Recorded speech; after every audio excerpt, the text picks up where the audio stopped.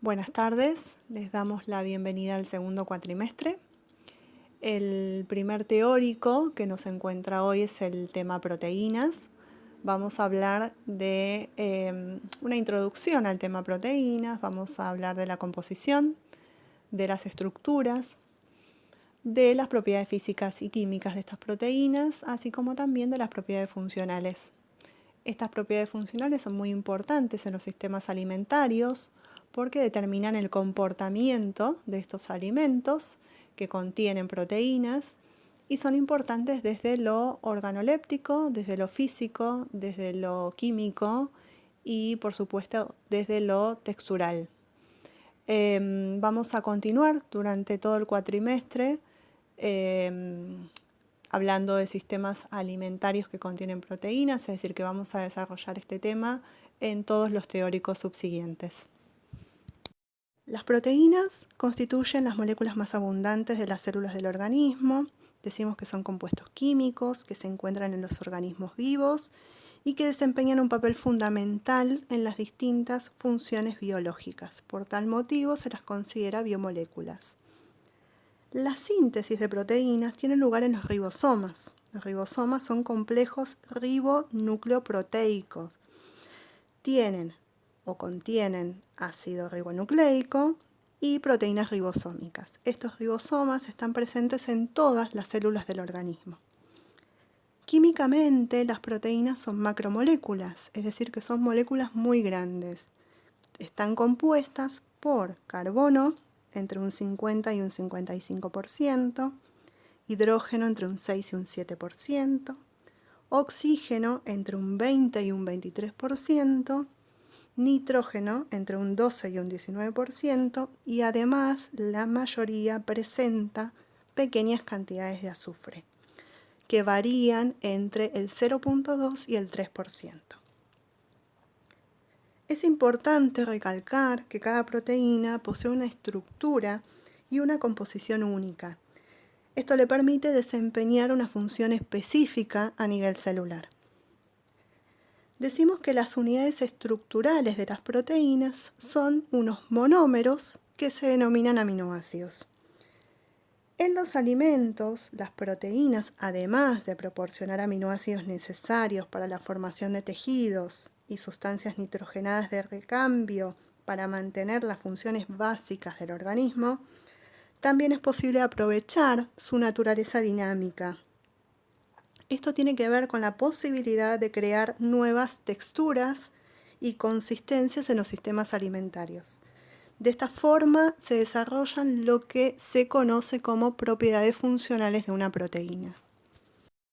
Dijimos que los aminoácidos constituyen las unidades estructurales de las proteínas. Imaginemos que formarían algo así como una especie de eslabones a lo largo de toda la cadena proteica. Estos aminoácidos son sustancias de bajo peso molecular. Presentan como característica un átomo de carbono llamado carbono alfa, que va a estar unido covalentemente a un átomo de hidrógeno. Y además se caracterizan por poseer un grupo amino y un grupo carboxilo. Ambos van a estar enlazados con el mismo carbono asimétrico alfa. Además poseen una cadena lateral. Esta cadena es la que determina la naturaleza química y biológica del aminoácido, es decir, que permite diferenciar a este aminoácido del resto. Y en este caso es importante tener en cuenta que los grupos reactivos de importancia son el grupo amino y el grupo carboxilo, es decir, tanto terminales como los que van a formar parte de las cadenas laterales.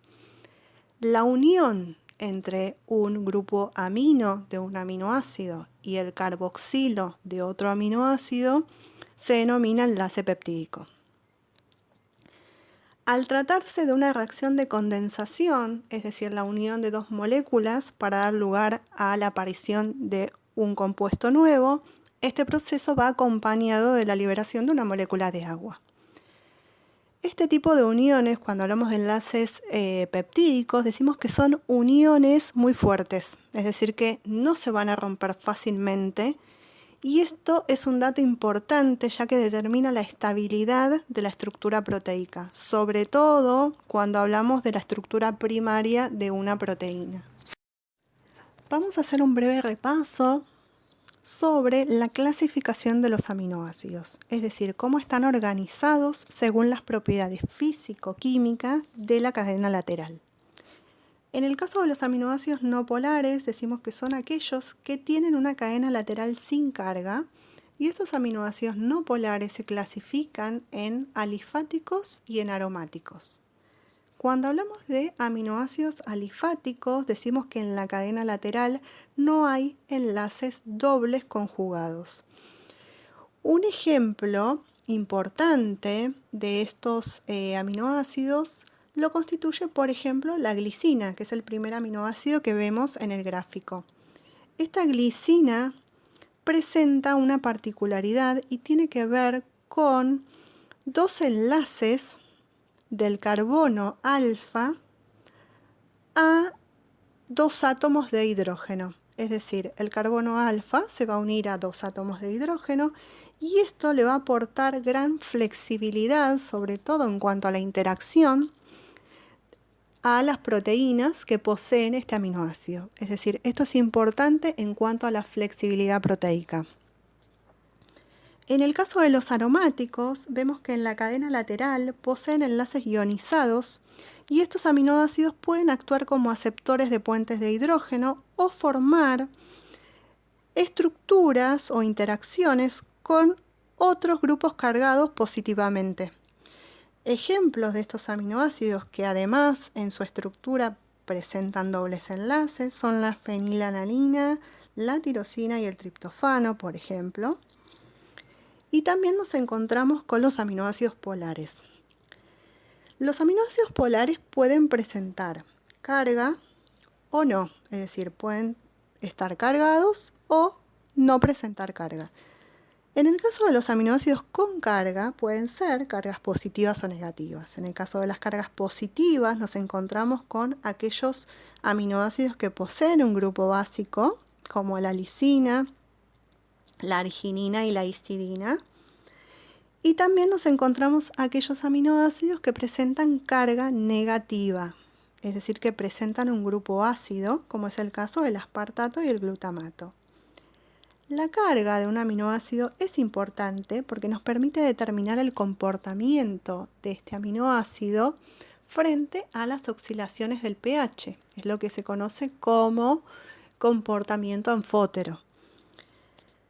Como característica general, sobre todo de los aminoácidos polares, podemos decir que pueden formar puentes de hidrógeno en las proteínas, pero que existe uno de estos aminoácidos polares, que es la cisteína, que es un aminoácido polar sin carga, que posee una función estructural muy importante, porque es el único aminoácido que puede formar puentes disulfuro con otras subunidades proteicas. Estos puentes disulfuro constituyen enlaces muy fuertes y son muy importantes porque, a diferencia de los puentes de hidrógeno, que son interacciones mucho más débiles, los puentes disulfuro o las proteínas que presentan o que pueden formar estos enlaces disulfuro son habitualmente proteínas muy resistentes al calor. Por este motivo decimos que la presencia de cisteína en la proteína tiene un marcado efecto en la conformación y en el comportamiento de esa proteína. Clasificación de proteínas. Como vimos al comienzo de la clase, las proteínas desempeñan una función importante desde el punto de vista biológico. Por este motivo las vamos a clasificar según la función biológica en enzimáticas o catalíticas. En este caso son proteínas que catalizan reacciones químicas, es decir, que actúan como biocatalizadoras. Las enzimas, en general, catalizan un solo tipo de reacción y casi siempre actúan sobre un único sustrato. Este es el caso de la enzima amilasa, por ejemplo, que hidroliza almidones, o las lipasas que hidrolizan lípidos, o las proteasas que se encargan de catalizar proteínas. Otra de las funciones de las proteínas son las funciones estructurales. Dentro de estas funciones estructurales nos encontramos con aquellas relacionadas con la protección o con el sostén. Son las proteínas encargadas de suministrar cierta resistencia mecánica, como es el caso de el colágeno o la elastina, que forman parte del tejido conjuntivo o conectivo. También tenemos las proteínas contráctiles, que se encargan de la motilidad de los seres vivos. Dentro de estas proteínas nos encontramos con la actina o con la miosina, que se ocupan de la contracción muscular. También tenemos proteínas que tienen una función hormonal, como es el caso de la insulina, la calcitonina, la hormona de crecimiento. También tenemos proteínas transportadoras, es decir, que pueden transportar moléculas tanto hidrofóbicas como moléculas polares. En este caso nos encontramos con el ejemplo de la hemoglobina, que se encarga de transportar oxígeno en la sangre, o la mioglobina, que transporta oxígeno en el músculo. También desempeñan funciones de defensa. En el caso de las funciones de defensa, lo que hacen es identificar aquellos elementos extraños de los elementos propios, como es el caso de la inmunoglobulina. También pueden desempeñar funciones de reserva. En este caso, constituyen la reserva de aminoácidos para el desarrollo del futuro embrión. Ejemplo, en los alimentos tenemos en la clara de huevo, la ovoalbúmina, o nos encontramos con la lactoalbúmina de la leche, o nos encontramos también a las gliadinas del trigo. También pueden desempeñar la función protectora. En el caso de las funciones protectoras, lo que hacen es formar parte del mecanismo de defensa para la supervivencia de ciertos microorganismos. En general son toxinas que requieren ciertas condiciones para desempeñar su función en ciertos alimentos.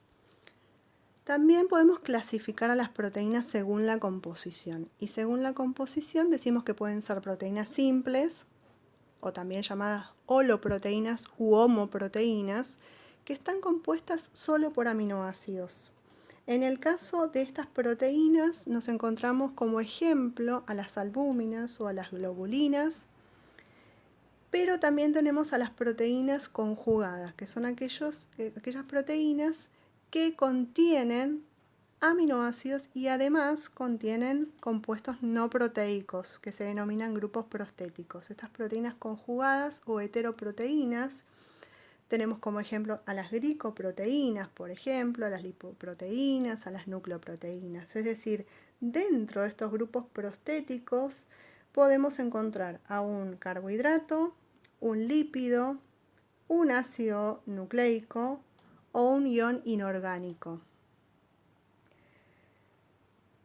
Tenemos como ejemplo en los alimentos a las fosfoproteínas. Las fosfoproteínas contienen grupos fosfatos que van a estar esterificados con residuos del aminoácido serina, y existen varias fosfoproteínas alimentarias. Un ejemplo de ellas es la caseína de la leche o la ovoalbúmina, que también es una fosfoglicoproteína que se encuentra en la clara de huevo.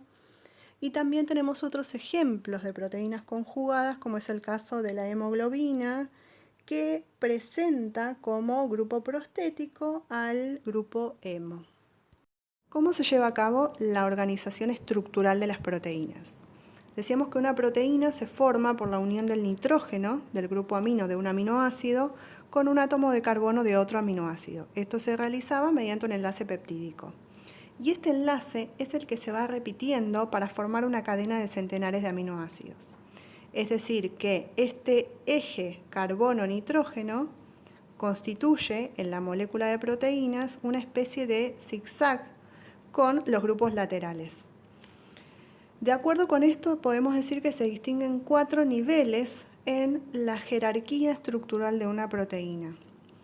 Y esto es importante, sobre todo es importante recalcar que el conocimiento de la conformación proteica y su estabilidad es esencial para comprender el efecto del procesado o del tratamiento sobre estas proteínas en los distintos alimentos.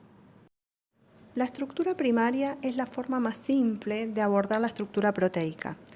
Se refiere a la secuencia en que están unidos los aminoácidos para formar cadenas lineales. Está determinada por el tipo de aminoácidos, por el número de aminoácidos y también por el orden en que estos aminoácidos están enlazados a lo largo de la cadena. Esta unión se va a estabilizar mediante un enlace peptídico y es este enlace el que permite formar una secuencia concreta y única. Si pensamos en las proteínas como moléculas alimenticias, decimos que son lo suficientemente complejas y mucho más complicadas que otros macronutrientes como son los carbohidratos o los lípidos en lo referente al manejo de los alimentos. Decíamos al principio que la estructura primaria es la forma más simple, pero en realidad las proteínas no existen como moléculas simples, no existen como cadenas sencillas. Sin embargo, es esta estructura primaria, es esta secuencia concreta de aminoácidos la que determina la forma que una proteína adoptará en el espacio.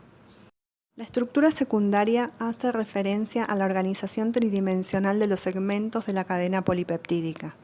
Dentro de estas estructuras nos encontramos con la alfa hélice, que constituye una estructura ordenada y estable. Se va a estabilizar por medio de puentes de hidrógeno entre cada vuelta de hélice dentro de la cadena y va a formar una especie de espiral. Los átomos de oxígeno y de hidrógeno que intervienen en los enlaces peptídicos son los que van a participar en la formación de los puentes de hidrógeno intracatenarios. Muy pocas proteínas existen como una simple hélice regular y aquellas que lo hacen tienden a unirse, pero para formar fibras fuertes entrelazadas unas con otras, como es el caso del colágeno del tejido conectivo de la carne, que constituye una proteína fibrosa de estructura helicoidal, pero más estirada que la alfa hélice. Hablaremos del colágeno de la carne en la diapositiva siguiente, más detalladamente. En el caso de la beta laminar, es una conformación más extendida que la alfa hélice y se puede considerar como una estructura en forma de zigzag. En esta estructura, las cadenas proteicas se encuentran alargadas y se combinan para formar hojas plegadas de tipo beta. Estas hojas se van a unir entre sí también por puentes de hidrógeno. Pero estos puentes de hidrógeno van a ser entre las secciones adyacentes de las cadenas proteicas y no dentro de una cadena sencilla. Y la tercera forma de estructura secundaria es la estructura helicoidal al azar o aleatoria. Se trata, en este caso, de una estructura desordenada. Se dice que es una estructura mal definida y que se forma cuando las cadenas laterales de los aminoácidos impiden la formación de una alfa hélice o de una hoja beta. Por lo tanto, se dice que forman uniones de tipo aleatorias. Es importante recordar que una proteína puede presentar alfa hélice o puede presentar la forma beta laminar o helicoidal aleatoria en diferentes partes de la cadena proteica. La estructura terciaria nos indica la organización tridimensional de una cadena de proteínas, pero en este caso completa. Es una estructura en conjunto de la cadena proteica y podemos decir que es algo así como la visión general de esta cadena. Y se construye sobre la estructura secundaria. Como la cadena de proteínas es larga, es una estructura muy larga, se puede doblar sobre sí misma y de esta manera acercar los aminoácidos que están alejados. Por lo tanto, decimos que las cadenas laterales de aminoácidos pueden unirse y estabilizarse de varias formas, como por ejemplo se estabilizan por medio de puentes de hidrógeno, por medio de interacciones hidrofóbicas, por medio de interacciones iónicas o también por fuertes enlaces covalentes, sobre todo entre los átomos de azufre. Este tipo de estructuras terciarias presentan regiones que pueden contener alfa hélice, beta laminar o aleatoria. Existen dos tipos de estructura terciaria. Nos encontramos en primer lugar con las proteínas fibrosas este tipo de proteínas presentan cadenas proteicas alargadas que van a formar fibras organizadas sobre un eje central. Como ejemplo de este tipo de estructuras encontramos la molécula de colágeno, mencionado en la diapositiva anterior. En este caso podemos decir que la molécula de colágeno está constituida por 3 cadenas polipeptídicas y van a formar lo que se llama una triple hélice o molécula de tropocolágeno. Una particularidad es que gracias al patrón repetitivo de sus aminoácidos, las 3 cadenas que forman la molécula van a encajar naturalmente unas con otras y formar enlaces débiles que disponen estas 3 moléculas en forma de hélice. Como característica, además, este colágeno presenta resistencia física. Como forma parte de tendones, huesos y ligamentos, aporta gran resistencia mecánica. Y con respecto a la solubilidad, se trata de una proteína insoluble en agua y en soluciones acuosas, pero además tiene la particularidad que sus moléculas no forman fácilmente enlaces permanentes unas con otras. Esto se debe a su particular composición química. Si bien es una molécula fibrosa, si se aplica calor, lo que hacemos es romper los enlaces débiles que las mantienen unidas y de esta manera la molécula se dispersa en agua y de esta forma se transforma en gelatina. Este comportamiento es fundamental cuando queremos aumentar la terneza de la carne, sobre todo en los cortes que tienen gran predominio de colágeno. Otra de las proteínas que forman parte de la estructura terciaria o que presentan esta estructura terciaria son las proteínas globulares. En este caso son moléculas compactas que presentan una forma esférica y en su estructura tienen gran cantidad de aminoácidos hidrofóbicos. Estos van a estar orientados hacia el centro, es decir, hacia el interior de la molécula, lo cual produce esta forma compacta y esta forma globular. Además, debido a que presentan cadenas polares, pero orientadas o localizadas en la superficie, esto permite que la proteína permanezca en disolución. Este tipo de proteínas pueden interactuar, por este motivo, con otras moléculas polares como el agua y formar puentes de hidrógeno. Las proteínas globulares constituyen las proteínas más frecuentes. Como ejemplo de este tipo de proteínas tenemos a las proteínas de transporte, como es el caso de la mioglobina, a las proteínas lácteas, sobre todo las caseínas, y también a las proteínas del huevo. La estructura cuaternaria hace referencia a la disposición espacial adoptada por una proteína y en este caso contiene más de una cadena polipeptídica. Es decir, que está formada por la unión de varias cadenas polipeptídicas con una estructura terciaria, pero mediante enlaces débiles, enlaces no covalentes, y de esta forma van a determinar un complejo proteico. Las cadenas que van a formar esta estructura pueden ser idénticas o no. Esto se debe a que cada una de las cadenas polipeptídicas recibe el nombre de protómero y en el caso de la cadena completa, es decir, de la proteína completa, recibe el nombre de oligómero. Los protómeros pueden ser idénticos y en este caso, cuando son idénticos, decimos que el oligómero es homogéneo. Pero también estos protómeros pueden ser distintos y en este caso el oligómero será heterogéneo. Un ejemplo de un oligómero homogéneo son las proteínas del suero de la leche, puntualmente las beta-lactoglobulinas, en la cual encontramos todos sus monómeros son exactamente idénticos. Estas estructuras cuaternarias se estabilizan por puentes de hidrógeno, por interacciones hidrofóbicas, por enlaces disulfuro y también por interacciones iónicas. Como ejemplo, también nos encontramos a otras proteínas que son las que van a formar el complejo actomiosina del tejido muscular. Y también nos encontramos con la estructura micelar de las caseínas de la leche. Cada proteína adquiere una conformación nativa o conformación natural en el espacio. Esta conformación es única y determina el plegamiento exacto de la proteína.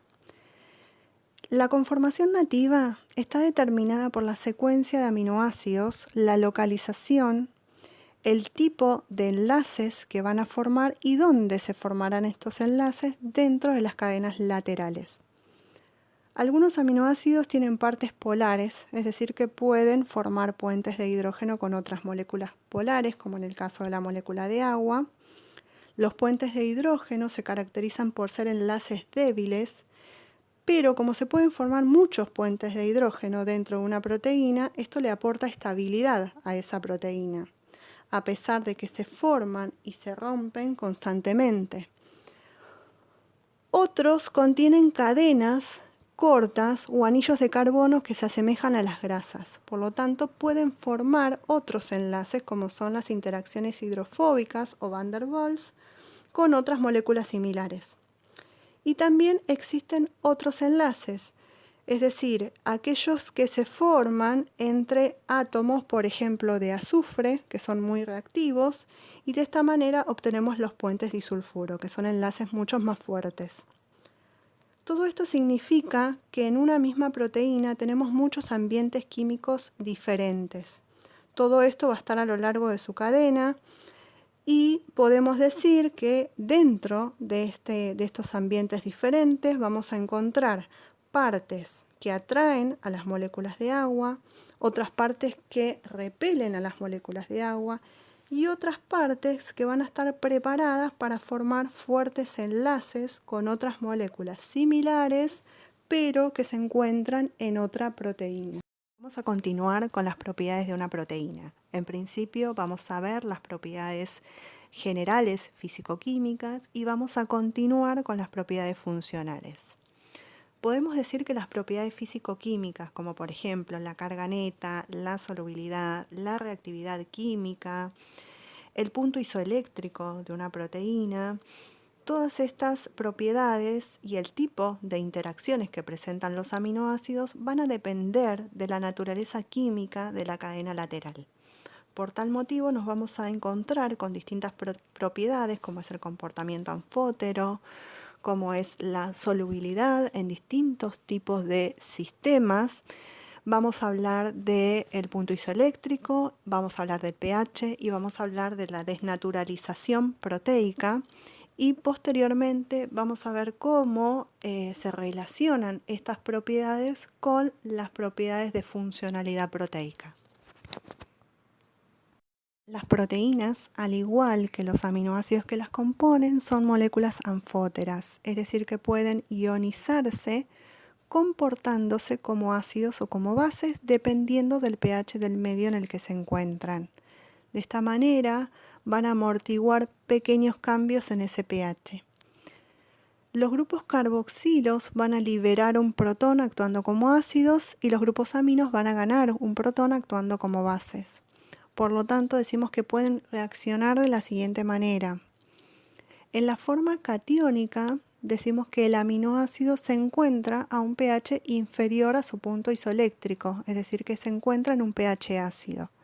En la forma de ion dipolar, este aminoácido se encuentra en su punto isoeléctrico y en la forma aniónica, el aminoácido se encuentra a un pH superior a su punto isoeléctrico, es decir, que se encuentra a un pH alcalino o básico. En la siguiente diapositiva vamos a desarrollar las características del punto isoeléctrico de una proteína y su importancia en el procesamiento de los alimentos. El punto isoeléctrico es el pH en el cual la proteína es eléctricamente neutra.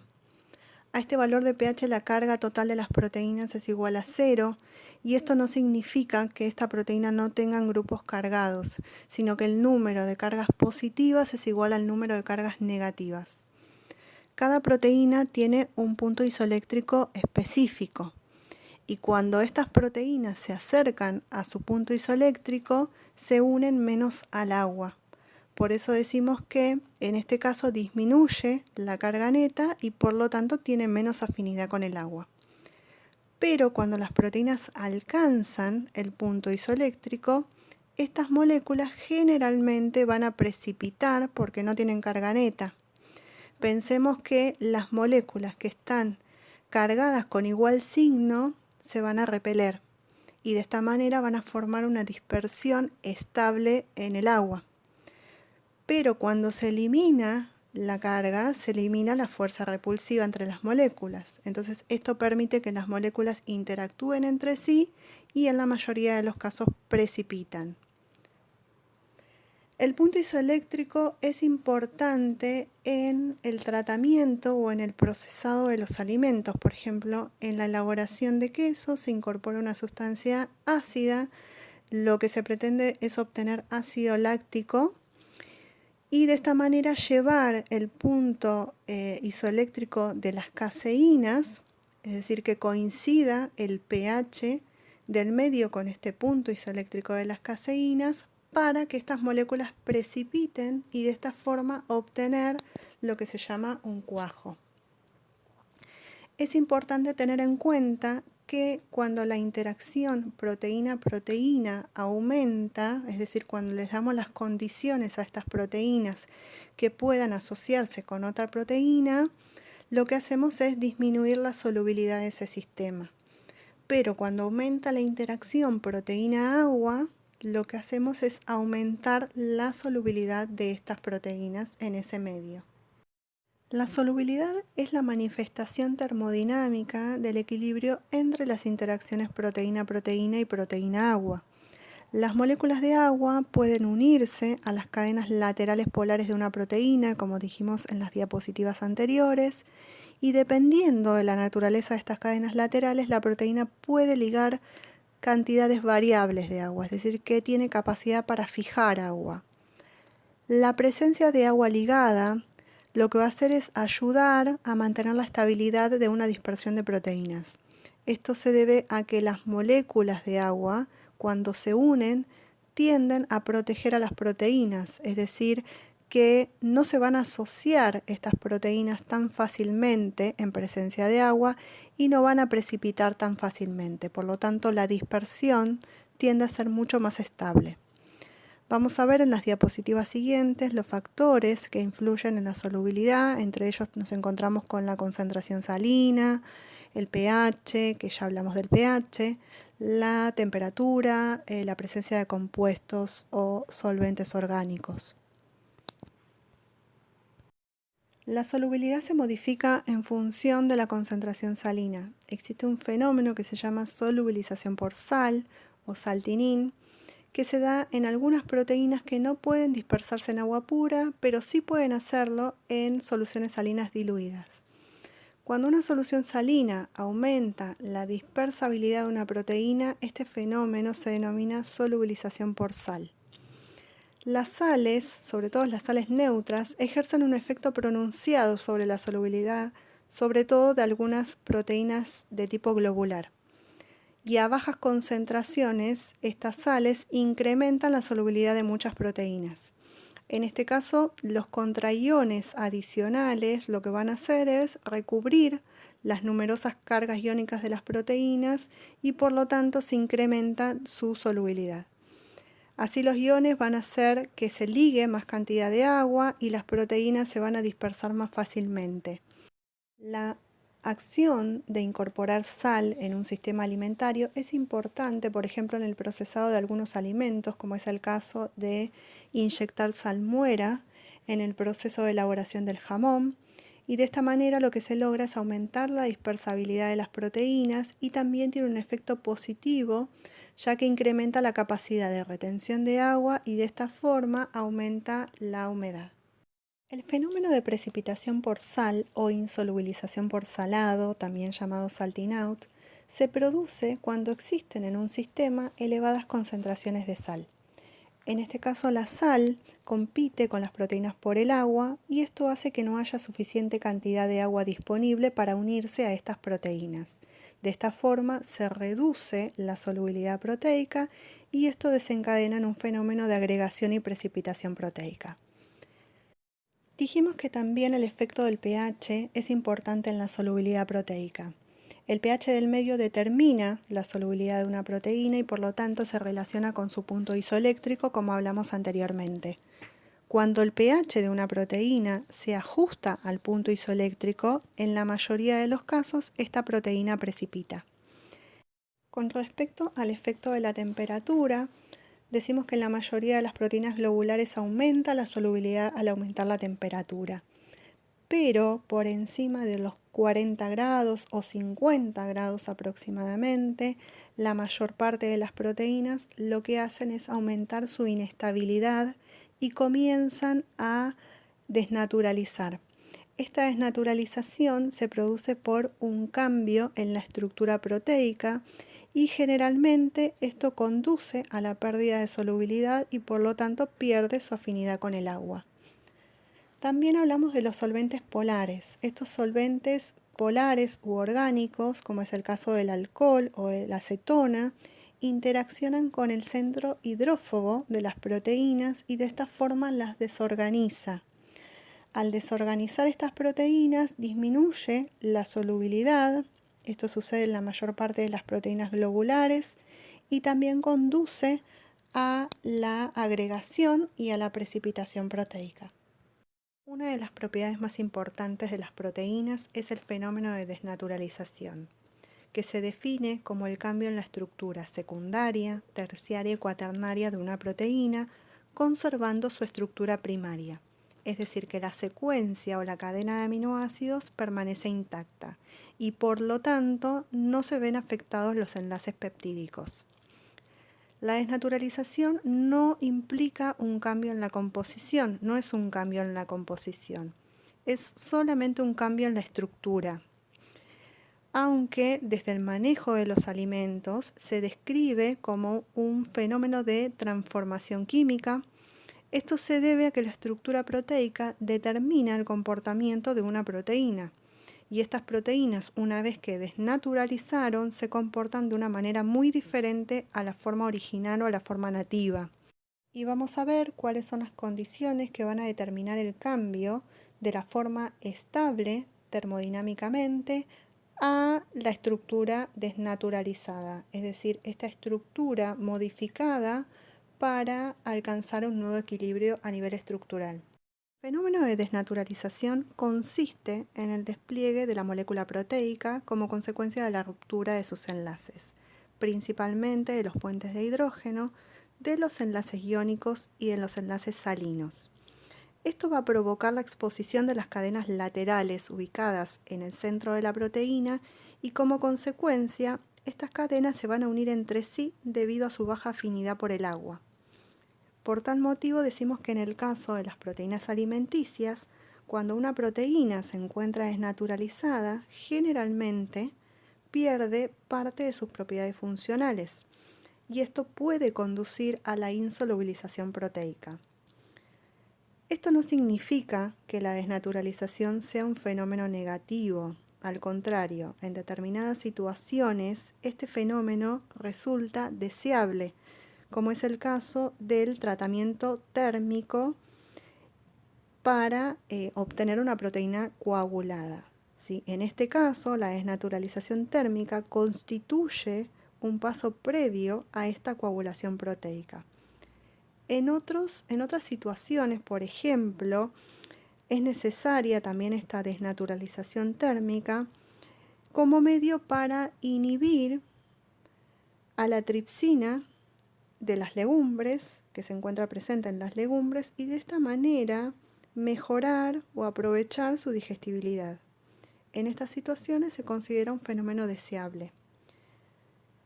Una proteína desnaturalizada siempre va a ser más digerible que la proteína nativa. Y además vamos a ver que estas proteínas desnaturalizadas mejoran la funcionalidad en aquellos alimentos con propiedades espumantes y emulgentes. Esto sucede debido a que el desdoblamiento de las moléculas proteicas favorecen la estabilización de estas proteínas en la interfase.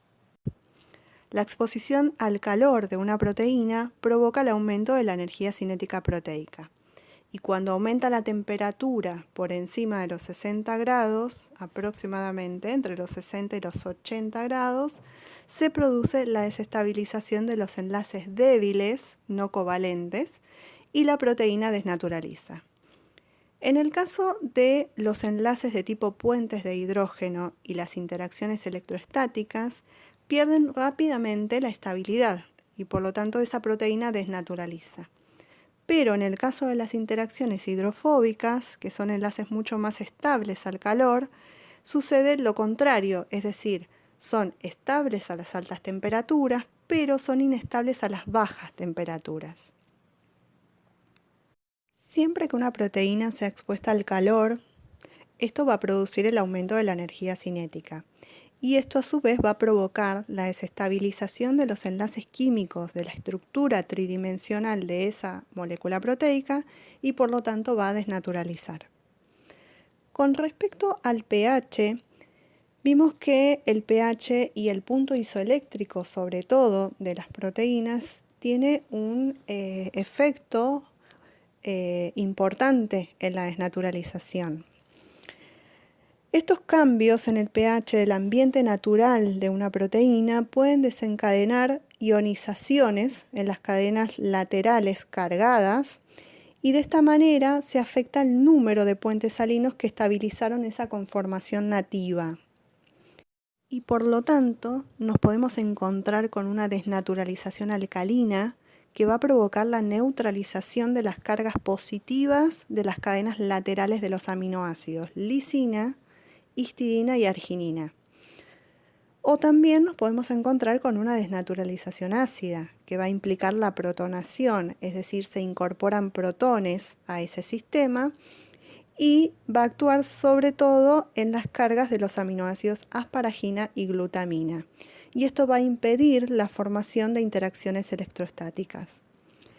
Si el pH se encuentra alejado del punto isoeléctrico de las proteínas, predominan las fuerzas de repulsión y por lo tanto se produce la desnaturalización, es decir, el desdoblamiento proteico.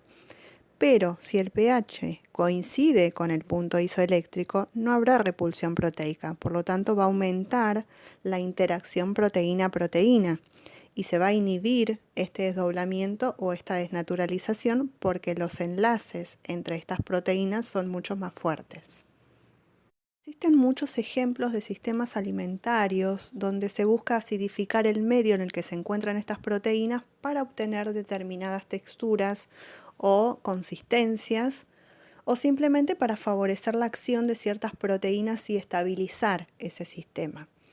Uno de los ejemplos es el batido de una espuma de clara de huevos. Si nosotros batimos una espuma de clara de huevos, que es un sistema disperso, es una dispersión de proteínas, y le incorporamos una sustancia ácida, es decir, que estamos aportando protones a este sistema, lo que hacemos es cambiar la concentración proteica en la interfase, es decir, la interfase en esta espuma va a estar representada por la interfase entre el líquido y el aire, que va a formar parte de este sistema espuma. De esta manera lo que hacemos es modificar las cargas eléctricas de estas proteínas. Al incorporar protones, modificamos esas cargas eléctricas de las proteínas, disminuimos la repulsión entre ellas y esto produce mayor interacción proteína-proteína. Entonces esto es un ejemplo en el cual la incorporación de una sustancia ácida aumenta la estabilidad de ese sistema.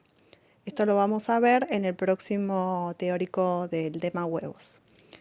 Y en este teórico también vamos a ver el efecto que tiene la incorporación de una sustancia ácida durante la cocción de los huevos en un medio acuoso. En este caso, lo que va a hacer puntualmente el ácido es acelerar la interacción entre las proteínas y por lo tanto la desnaturalización se realiza o se produce más rápidamente. Otro ejemplo es la acidificación de las proteínas de la leche Esto lo podemos ver en el gráfico de la diapositiva. Y en este caso lo que vemos es que la disminución del pH por acidificación va a actuar principalmente sobre las caseínas, que si bien son proteínas anfóteras, la incorporación de protones va a actuar directamente sobre la fracción de esta proteína que aporta estabilidad a la micela. Y de esta manera se va a generar la repulsión proteica y la consecuente precipitación de las moléculas de caseínas. Continuamos con la desnaturalización. Como vimos anteriormente, existen condiciones físicas y químicas, o la combinación entre ambas, que pueden conducir a la desnaturalización. Y una forma de desnaturalización es mediante el trabajo mecánico. En este caso, la agitación molecular produce la ruptura de los enlaces químicos entre los grupos laterales de los aminoácidos que mantenían la forma plegada específica de esa proteína, y como consecuencia de esto, las largas cadenas proteicas se van a desplegar. Y al desplegarse exponen muchos de sus grupos laterales reactivos al entorno acuoso. A lo largo de la cursada vamos a ver diferentes sistemas alimentarios en los cuales es necesario realizar un trabajo mecánico. Uno de estos sistemas, y lo vimos en la diapositiva anterior, es el espumado de las claras. En este proceso de agitación lo que pretendemos es incorporar aire. Y la incorporación de aire permite la formación de una interfase, es decir, una interfase líquido-aire, y que las proteínas que están presentes en ese sistema se puedan ubicar alrededor de la burbuja y la puedan estabilizar. Otro ejemplo de trabajo mecánico es el amasado. En el caso del amasado, lo que vamos a ver es que se van a producir reacciones de intercambio entre los átomos de azufre, y de esta manera se van a formar enlaces de tipo disulfuro, es decir, puentes disulfuro.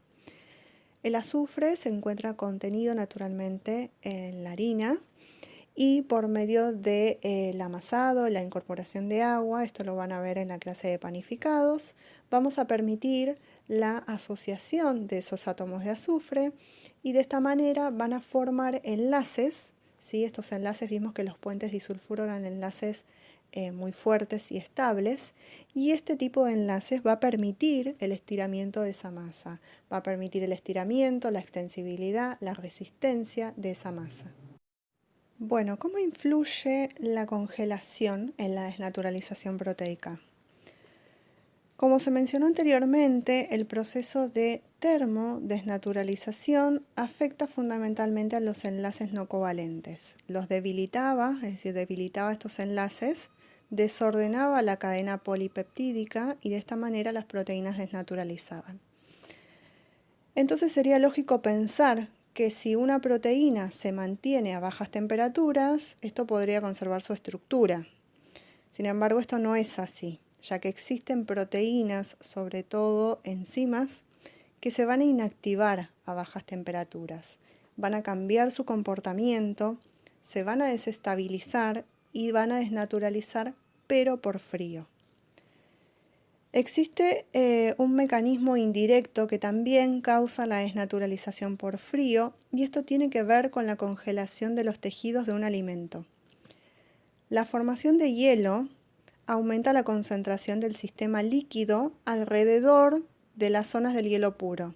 Es decir, en esta zona líquida se van a concentrar sustancias como sobre todo solutos que van a rodear a esta proteína, y estas sustancias, que pueden ser sales, que pueden ser inhibidores o inactivadores proteicos, van a estar contenidas en esta zona. Pero cuando se congela ese alimento, el crecimiento de los cristales genera expansión. Entonces, al crecer estos cristales de hielo, van a generar un daño físico en esos tejidos. De esta manera se va a producir la fuga de este contenido de solutos que estaba dentro de la célula. Decíamos que en este contenido celular había un montón de enzimas. Entonces, estas enzimas, que entre ellas encontramos a las proteasas y que van a atacar proteínas, van a generar precisamente la ruptura de estas proteínas. Este mecanismo indirecto, si bien no es un proceso específico de desnaturalización, lo que va a hacer es involucrar un proceso de hidrólisis.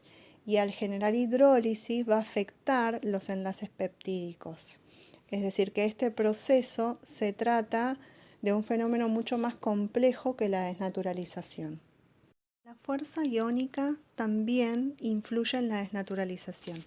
El aumento de la fuerza iónica, es decir, la incorporación de iones en el medio en el cual se encuentran proteínas, puede generar una disminución en el grado de hidratación de los grupos iónicos superficiales de esta proteína, debido a que estos compiten por el agua. Entonces, de esta manera, lo que van a hacer es romper esos enlaces, esos puentes de hidrógeno, y de esta forma las proteínas terminan agregándose y precipitando. También hablamos de los disolventes o solventes orgánicos, y estos solventes orgánicos también influyen en esta desnaturalización. Decíamos que los solventes orgánicos, como los solventes polares, como el alcohol o la acetona, lo que hacían era generar una interacción con el centro hidrófobo de la proteína. Esto genera una desorganización molecular. Esto lleva a la insolubilización proteica y consecuentemente a la precipitación proteica. Muchas veces la incorporación de solventes polares genera una desnaturalización irreversible. Otra de las propiedades de las proteínas es el fenómeno de hidrólisis o de proteólisis. Es importante dejar en claro que la hidrólisis proteica, no está relacionada con la desnaturalización. Vimos que en la desnaturalización había un cambio conformacional de esta proteína, mientras que en la hidrólisis lo que se produce es la fragmentación de la cadena polipeptídica, es decir, que va a haber una ruptura de los enlaces peptídicos y esto conduce a la obtención de péptidos más pequeños. La hidrólisis también puede ser catalizada por enzimas que se llaman enzimas proteolíticas, como es el caso de la papaína. La papaína es una enzima presente en la papaya, o la bromelina, que es una enzima que se encuentra en el ananá o en la piña. Estas enzimas lo que van a hacer es hidrolizar proteínas musculares y proteínas del tejido conectivo. Por tal motivo son consideradas agentes ablandadores de la carne. La acción de estas proteínas, de estas enzimas proteolíticas, se va a llevar a cabo por medio de un proceso de macerado. Y el tiempo de este macerado debe ser controlado para evitar que esta hidrólisis sea excesiva. Si llega a ser excesiva, la textura de esa carne va a ser blanda, pero también va a ser extremadamente pastosa. Otro ejemplo de enzimas proteolíticas es la acción de la renina, que se incorpora a los productos lácteos puntualmente para actuar sobre la molécula de caseína. Esta enzima se utiliza para la obtención de quesos y actúa específicamente sobre el fosfocaseinato de calcio. Lo que va a hacer es hidrolizar, romper los enlaces peptídicos de esta molécula, y esto va a provocar la precipitación y va a conducir a la obtención de lo que se llama cuajada. A partir de ahora vamos a utilizar muy frecuentemente el concepto de propiedad funcional de un alimento. Y en el caso de las proteínas vamos a hacer referencia a las propiedades físicas y químicas que modifican las características sensoriales de los alimentos que contienen proteínas y por lo tanto contribuyen a la obtención de un sistema final o de un alimento definido o determinado. Como ya sabemos, en las primeras clases, en la primera clase, hablamos un poco de propiedades sensoriales y estas propiedades sensoriales son muy importantes en la elección de un alimento. Por lo tanto, cuando hablamos de una propiedad funcional, son aquellas que nos permiten crear nuevas texturas, nuevas consistencias, nuevas viscosidades, modificar sabor, olor, color de un alimento. Y son precisamente todas estas propiedades las que se obtienen gracias a la conformación, sobre todo la conformación estructural y al comportamiento molecular de las proteínas. También es importante destacar que estas propiedades funcionales no están relacionadas con las propiedades nutricionales, estas las van a ver en otras asignaturas, en otros espacios. En la siguiente imagen podemos observar las principales funciones de las proteínas en los sistemas alimentarios. Esto se va a dar a través de diferentes mecanismos. Algunos de los mecanismos ya los vimos, como es el caso de la solubilidad. Vimos que esta solubilidad estaba relacionada con la propiedad hidrofílica, es decir, de interaccionar con compuestos polares. Y vimos también cómo se modificaba esta solubilidad en función a las cargas eléctricas. Hablamos de la presencia de sales y hablamos de la modificación o del cambio en el pH. También vamos a ver otras funciones de las proteínas, como es el caso de la fijación de agua y de la viscosidad. Viscosidad se vio en las primeras teóricas, cuando definíamos a esa viscosidad como la resistencia a fluir.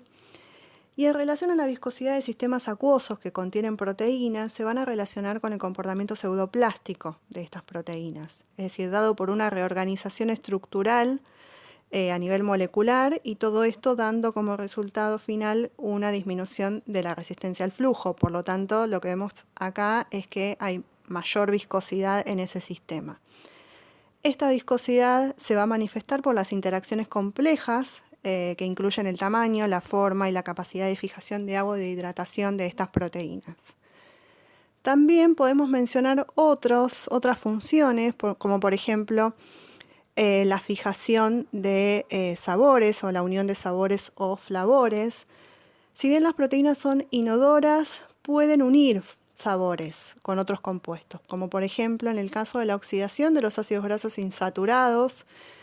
Esto va a generar compuestos como aldehídos, cetonas, alcoholes, y muchas veces al unirse con las proteínas van a ser los responsables de sabores indeseables en ciertos compuestos, en ciertos alimentos.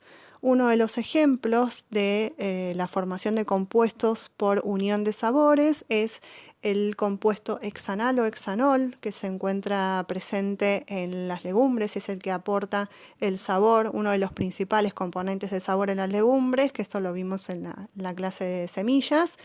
Y en este caso lo que va a hacer es caracterizar ese sabor precisamente por la unión de estos compuestos de los ácidos grasos, en este caso como son oleaginosas, contienen ácidos grasos insaturados, con las proteínas que forman ese alimento. Vamos a desarrollar otras funciones en las próximas diapositivas, como es el caso de la formación de geles, las propiedades de superficie como el poder o la función espumante, emulsionante, y vamos a hablar también de algunas reacciones en que participan proteínas. Una de las propiedades funcionales más importantes son las relacionadas con la interacción proteína-proteína. Y acá nos podemos encontrar con las propiedades texturales o rheológicas o con las propiedades de superficie. En el caso de las propiedades texturales y rheológicas vamos a obtener o vamos a formar distintas estructuras por medio de diferentes mecanismos, y en este caso podemos obtener geles, podemos obtener o podemos formar fibras, formar masas, o también nos vamos a encontrar en el caso de las propiedades de superficie con la obtención de películas que van a formarse por medio de mecanismos de adhesión y de cohesión. Y en este caso vamos a ver las propiedades espumantes y emulsionantes. Como vimos anteriormente, el fenómeno de desnaturalización generaba un despliegue de las cadenas laterales de las proteínas, y como consecuencia estas proteínas tenían la posibilidad de formar nuevas uniones químicas entre ellas. Imaginemos que una proteína es una especie de ovillo, ¿sí? Es una especie de ovillo que por algún mecanismo desnaturalizante, como puede ser alguno de los que vimos anteriormente, como puede ser la exposición al calor, el trabajo mecánico o la modificación de cargas, este ovillo comienza a desenrollarse. Por acción de este desnaturalizante empieza a desarrollarse. Y a medida que desarrolla empieza a generar nuevas uniones. Hasta acá sería el proceso de desnaturalización. Genera nuevas uniones y empiezan a entrelazarse. Estas uniones se entrelazan unas con otras hasta formar una especie de red. Esto sería algo así como una maraña proteica, y va a conducir a generar nuevas reacciones también. Estas reacciones son reacciones de agregación desordenada va a estar dada por la interacción proteína-proteína y esto va a llevar a la formación de un coágulo. Recordemos que el agua contenida en ese alimento durante todo este proceso de desnaturalización y de coagulación, el agua queda atrapada, es decir, en este proceso de agregación va a haber agua en ese alimento y ese agua del alimento va a quedar atrapada en el interior de este coágulo. Por lo tanto, vamos a decir que esto se trata de un fenómeno de equilibrio. Entonces, ¿por qué hablamos de un fenómeno de equilibrio? Porque existe un equilibrio entre las fuerzas químicas, es decir, entre las uniones químicas de esas cadenas proteicas. Es decir, existe un equilibrio entre las fuerzas de atracción que contribuyen a la interacción proteína-proteína y entre las fuerzas de repulsión que posibilitan la interacción proteína-agua.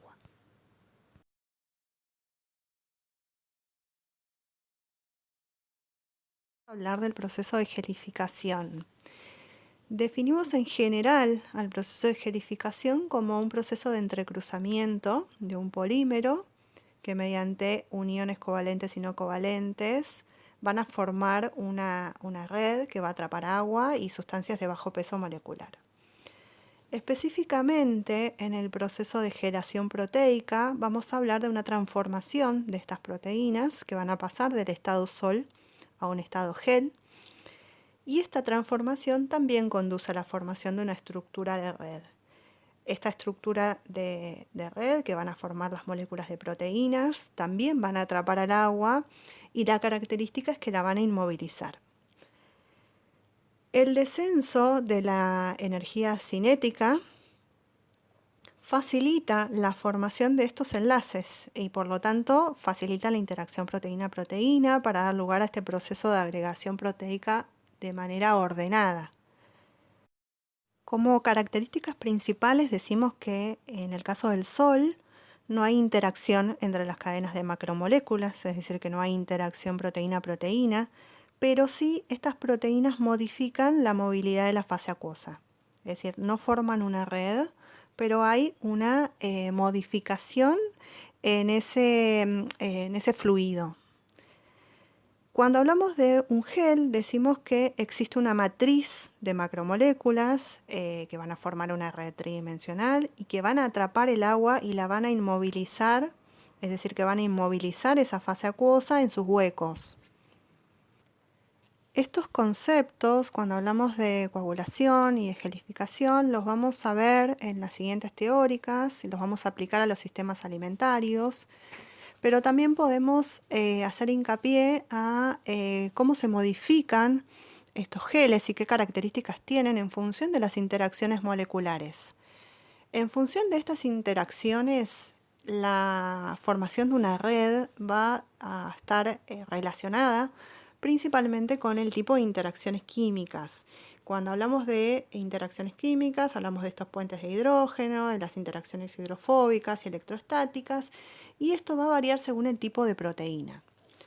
También va a variar según el grado de desnaturalización y las condiciones a las que fueron sometidas estas proteínas. Por ejemplo, si se aplicó calor.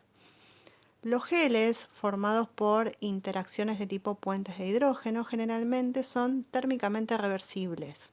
Y como ejemplo alimentario de esto tenemos a los geles de gelatina.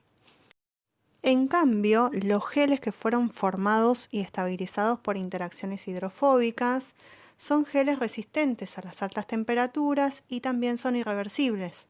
Como ejemplo alimentario tenemos a la clara de huevo, puntualmente las proteínas que forman esta clara de huevo, como la ovoalbúmina, o las proteínas que forman parte de la leche, como la beta-lactoglobulina.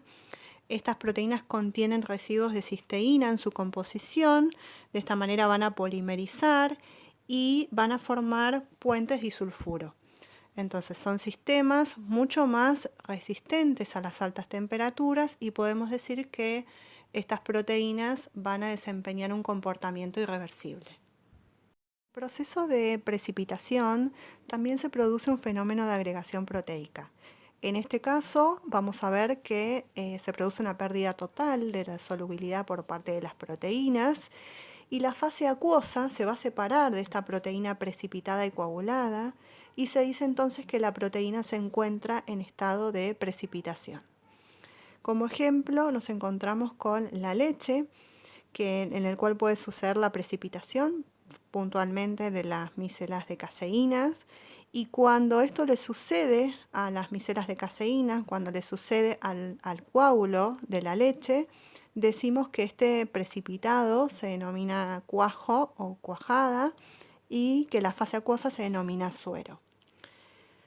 También nos encontramos con el fenómeno de floculación. En este caso es posterior al proceso de coagulación y se produce por la eliminación de las fuerzas de repulsión proteica.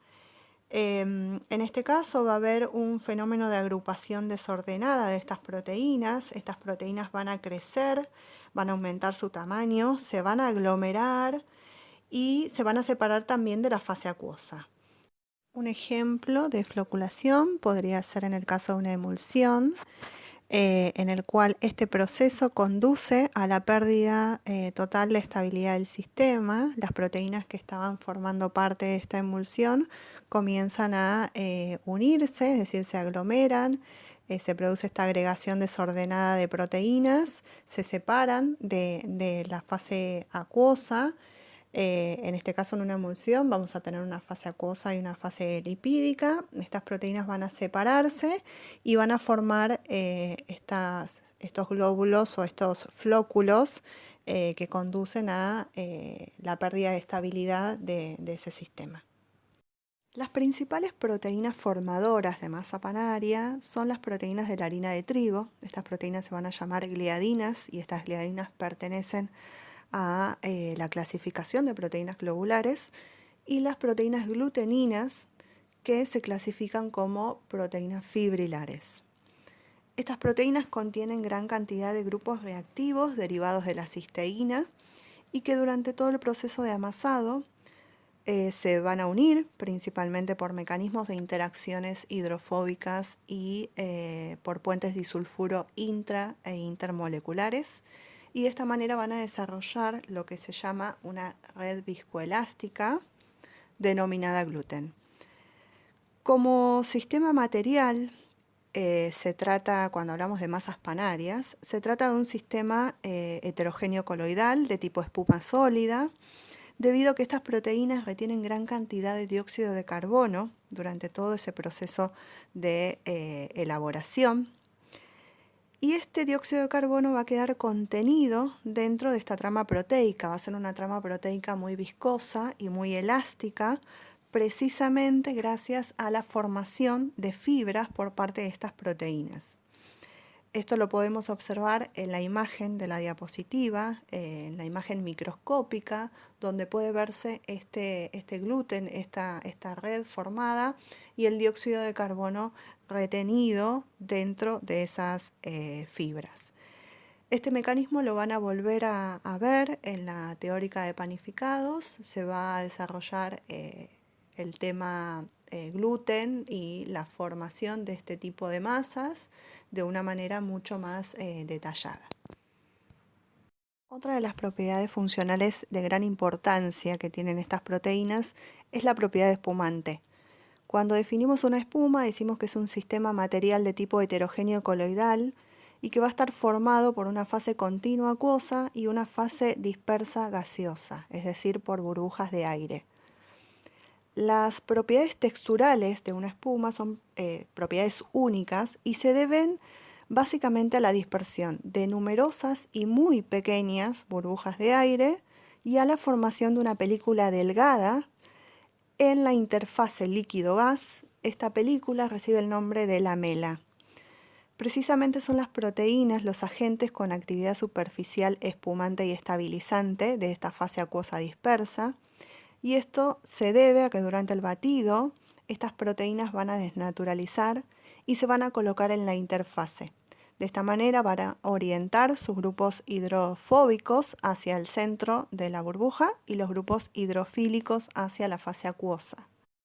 La capacidad espumante de una proteína se refiere a la cantidad de área interfacial que puede crear esta proteína. Y cuando hablamos de estabilidad de una espuma, es un concepto muy importante y lo vamos a desarrollar en la siguiente teórica. La estabilidad se refiere a la capacidad de la proteína para estabilizar precisamente esta espuma, pero frente a la acción gravitacional y frente al estrés mecánico que puede desarrollarse durante el proceso de elaboración de esa espuma. Esto se expresa en función al tiempo de drenaje de líquido y también se expresa en función al volumen de espuma reducido en función a el tiempo transcurrido. Todos estos factores, los factores que influyen en la formación y en la estabilidad de una espuma, los vamos a ver en la siguiente teórica del tema huevos, donde vamos a ver en detalle la función y la dinámica molecular de cada uno de los factores. Las proteínas también desempeñan una función a nivel interfacial y esto lo hacen también en la formación y estabilización de emulsiones. Hacemos un repaso de la definición de emulsión. Decimos que es un sistema material heterogéneo. Es una dispersión de dos líquidos inmiscibles formadas por una fase acuosa continua y una fase dispersa en forma de gotas. Este tipo de sistemas en general son sistemas inestables, a menos que estén presentes sustancias anfilíticas y presentes a nivel de la interfase. Por lo tanto, son las proteínas, las moléculas anfilíticas que van a llevar a cabo esta acción estabilizante y lo van a hacer al migrar a esta interfase agua-aceite. Van a formar una película muy viscosa en esta interfase. Esto le va a conferir a ese sistema resistencia, sobre todo resistencia a la coalescencia de otras partículas que van a formar parte de esa emulsión. En general, las proteínas presentan, todas las proteínas superficiales, ¿sí? Presentan en su superficie activa 3 atributos que se consideran deseables para obtener un sistema estable. Esta propiedad se va a aplicar obviamente a la formación de espumas y a la formación de emulsiones. La primera propiedad o el primer atributo es la capacidad para absorberse, es decir, absorberse con D, rápidamente, de manera eficiente en esta interfase. La segunda propiedad tiene que ver con la capacidad de desplegarse en esta interfase, es decir, se despliegan esas proteínas de una manera rápida y se reorientan en esa interfase para ejercer esa acción estabilizadora. Y la tercera tiene que ver con la capacidad para interactuar también en esta interfase con otras moléculas y formar estas películas viscoelásticas. Esta capacidad para asociarse por medio de sus grupos hidrofílicos a la fase acuosa y por medio de sus grupos hidrofóbicos a la fase oleosa. En cuanto a las reacciones en que participan proteínas, nos encontramos con la fijación de aromas. Ya hablamos de esto, hablamos de la unión de proteínas para producir aromas o flavores característicos. Dijimos que si bien las proteínas eran inodoras, podían fijar compuestos carbonilos que imparten aromas especiales, como es el caso de las habas o en la soja. Y también dimos el ejemplo del hexanal en las legumbres, que aporta sabor característico. La segunda reacción también la conocemos, se trata de la reacción de Maillard. Lo vimos en la clase de carbohidratos, decíamos que era un conjunto de reacciones muy complejas que generaban color y aroma en los alimentos y que se produce cuando un grupo carbonilo libre de un azúcar reductor interacciona con un grupo amino libre de una proteína. Esto se produce en presencia de calor y en un medio no acuoso. Esta reacción se ve favorecida por el alto contenido de azúcares, la alta concentración proteica, altas temperaturas, y cuando hablamos de altas temperaturas hablamos de una temperatura mayor a 120 grados, pH alcalino o básico y bajo contenido acuoso. Como resultado final de esta reacción se obtienen compuestos pardos que se van a llamar melanoidinas, también se obtienen polímeros y compuestos nitrogenados. Y una de las características es que se produce la pérdida de ciertos aminoácidos, son aquellos que tienen grupos aminos libres que pueden reaccionar con estos azúcares reductores. Entre estos aminoácidos encontramos la lisina, la arginina, el triptofano y la histidina. Y la última reacción en que participan las proteínas es la formación de acrilamida. En esta sustancia, en altas concentraciones, se considera que es un compuesto neurotóxico. Los mecanismos por los que se obtiene implican aminoácidos como la asparagina, como el principal involucrado, y se realiza a través de un mecanismo de reacciones de Maillard, en principio. También se va a formar en este proceso los compuestos de Amadori, y estos compuestos son los que van a reaccionar con los extremos reductores de los almidones, y de esta manera se va a formar la acrilamida. Existen estudios que sostienen que el proceso de fermentación, en el caso de panificados, el proceso de fermentación de la masa, lo que hace es disminuir considerablemente los niveles de asparagina, porque se cree que las levaduras degradan este aminoácido en el proceso de fermentación, pero bueno, esto va a depender también de la forma de fermentación, del mecanismo que se utilice para la fermentación y los sustratos que se utilicen. Dejamos la bibliografía sugerida. Con esto damos por terminada la teórica de hoy. Quiero hacer hincapié en que el tema proteínas es la base para retomar los teóricos de huevo y lácteos. Por lo tanto, tengan en cuenta tanto esta teórica como la bibliografía para abordar dichos teóricos. Les dejo un saludo.